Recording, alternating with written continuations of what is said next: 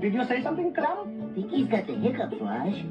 Hiccups! Are they fatal? No, we just have to make him stop. Try holding your breath.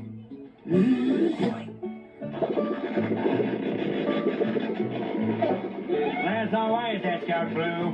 We're trying to get rid of his hiccups, sir. The only way to get rid of the hiccups is to scare them out. Scare them out, huh?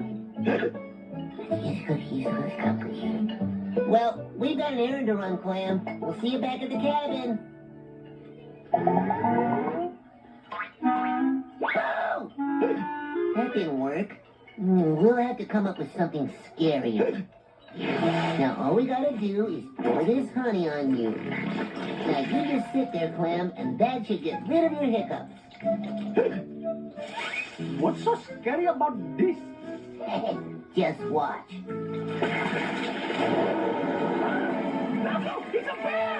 I know, pretty scary, huh? What's he doing? He's... licking you? Wow, what a view! Hey, Clam, why don't you get a closer look? Yep, it sure is majestic.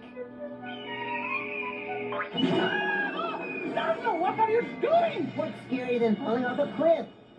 How did it work, Clam?